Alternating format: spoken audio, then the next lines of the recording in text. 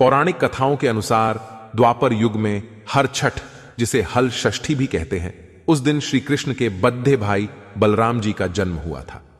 बलराम जी को शेषनाग का अवतार माना जाता है। इस दिन उनकी पूजा किए जाने का विधान है। विधि विधान से हर छठ का व्रत और पूजन करने से साधक को सुख समृद्धि, सौभाग्य एवं संतान की सुरक्षा प्राप्त होती है। जानिए कब है हल षष्ठी, साथ ही पढ़िए इसका महत्व, पूजन विधि, नियम और व्रत कथा। जानने के लिए वीडियो को अंत तक बड़े ध्यान से देखना होगा। और हां, अभी तक चैनल को सब्सक्राइब नहीं किया है तो कर लीजिए, क्योंकि आपका एक सब्सक्राइब बहुत ज्यादा मोटिवेट करता है। तो हाथ जोड़कर निवेदन है, चैनल को जरूर सब्सक्राइब कर लेना। तो आइए शुरू करते हैं। हर छठ भाद्रपद भादों मास की कृष्ण पक्ष की षष्ठी तिथि के दिन हर छठ का पर्व मनाया जाता है। पौराणिक मान्यताओं के अनुसार भगवान श्री कृष्ण के बड़े भाई श्री बलराम जी का इस दिन जन्म हुआ था, इसीलिए इस दिन उनका जन्मोत्सव मनाया जाता है। हल बलराम जी का प्रिय शस्त्र है, इसीलिए उन्हें हलधर और उनकी जयंती के पर्व को हल षष्ठी कहा जाता है। पूरे भारतवर्ष में इस त्योहार को और भी कई नामों से जाना जाता है, जैसे लल्ही छठ, चंद्र छठ, बलराम जयंती, बलदेव छठ, रंधन छठ, हल छठ, हर छठ व्रत, चंदन छठ, तिन छठी और तिन्नी छठ। कुछ जगहों पर इस दिन को सीता माता के जन्मदिन के रूप में भी मनाया जाता है। हर छठ का पर्व बलराम जी को समर्पित है। धर्म ग्रंथानुसार बलराम जी शेष नाग जी के अवतार थे। द्वापर युग में जब भगवान विष्णु ने श्री कृष्ण के रूप में जन्म लिया था, तब शेष नाग ने उनके बड़े भाई बलराम के रूप में जन्म लिया था। बलराम जी माता देवकी और वसुदेव जी की 7वीं संतान थे। कंस से बचाने के लिए उन्हें संकर्षण विधि के द्वारा माता रोहिणी के गर्भ में स्थापित किया गया था। इस प्रकार बलराम जी ने माता रोहिणी के गर्भ से जन्म लिया था। बलराम जी का एक नाम संकर्षण भी है। हल छठ कब है? इस वर्ष हर छठ व्रत 5 सितंबर 2023 मंगलवार के दिन किया जाएगा। हल षष्ठी व्रत एवं पूजन विधि। हर छठ वाले दिन सुबह स्नानादि से निवृत्त होकर साफ सुथरे वस्त्र धारण करें। फिर पूजा के लिए गोबर लेकर आएं और उससे जमीन लीपकर एक तालाब की आकृति बनाएं।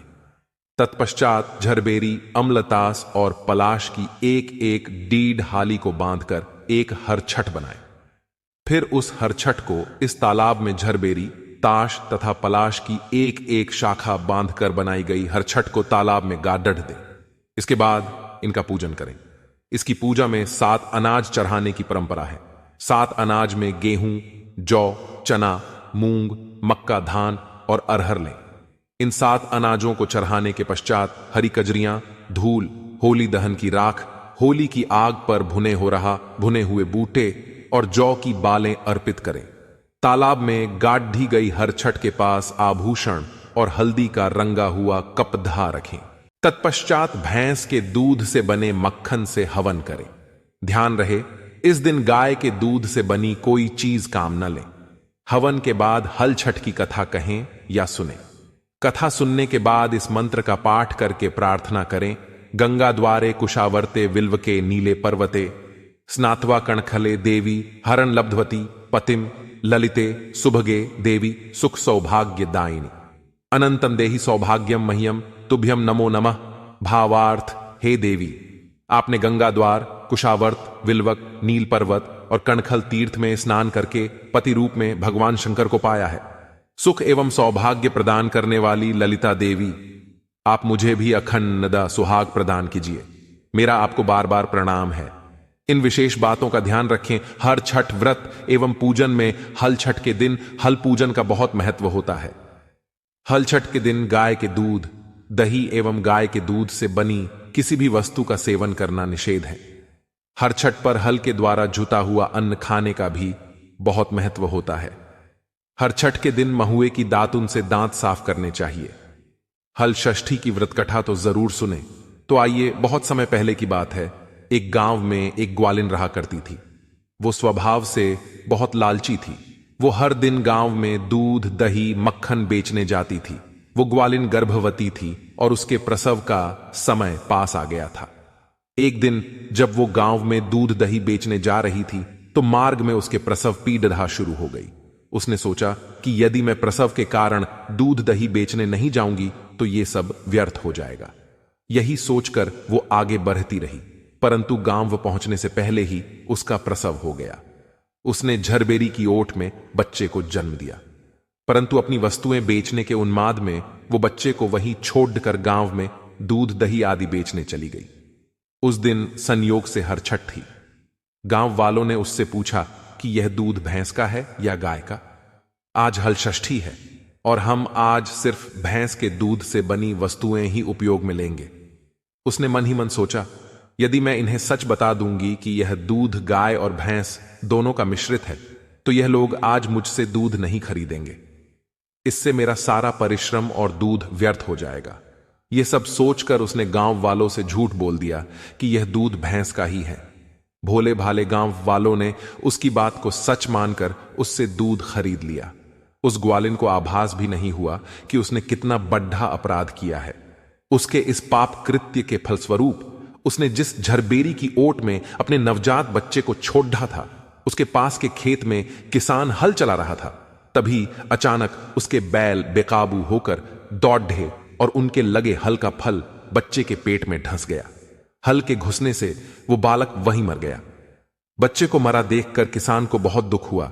किसी को पता न चले, यही सोचकर उसने उस बच्चे के शरीर के घाव को झरबेरी के कांटों से टांक दिया और अपने बैलों को लेकर वहां से चला गया। जब ग्वालिन दूध बेचकर उस झरबेरी के पास पहुंची तो अपने बच्चे की ऐसी हालत देखकर चीख मारकर रोने लगी।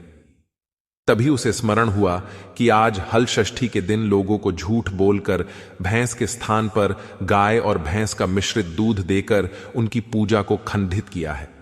उसने जो अपराध किया है यह उसी का परिणाम है। ईश्वर ने उसे उसी पाप की सजा दी है। यही सोचकर उसके मन में प्रायश्चित का भाव जागा और अपने पाप का प्रायश्चित करने के लिए वो वापस उसी गांव में गई जहां उसने लोगों दूध बेचा था। वहां हर घर और हर गली मोहल्ले में घूम घूम कर उसने अपनी गलती स्वीकारी। उन लोगों को उसे मिली सजा के विषय में बताकर उनसे क्षमा मांगी। तब उन स्त्री और पुरुषों को उस पर दया आ गई और उन्होंने उसे क्षमा कर दिया। साथ ही ईश्वर से प्रार्थना करी कि उस ग्वालिन की भूल को क्षमा करें। सभी से क्षमा मांगने के बाद जब वो एक बार फिर से झरबेरी के नीचे पहुंची तो उसने देखा कि उसका बच्चा जीवित अवस्था में था। उसकी खुशी का ठिकाना नहीं रहा। उसने हाथ जोड़कर ईश्वर को धन्यवाद दिया और भविष्य में कभी भी असत्य न बोलने का प्रण लिया। अपने स्वार्थ के लिए असत्य बोलना बहुत बड़ा पाप है। इसको ब्रह्म हत्या के समान माना गया है। इसीलिए हमें कभी भी अपने स्वार्थ और दूसरों का अहित करने के लिए झूठ नहीं बोलना चाहिए। तो मित्रों, वीडियो कैसा लगा कमेंट करके जरूर बताना। और हां, अभी तक चैनल को सब्सक्राइब नहीं किया है तो कर लीजिए। और भी ऐसे वीडियो लाता रहूंगा। तो मिलते हैं अगले वीडियो में। जब तक के लिए जय श्री राम और जय हिंद, जय भारत।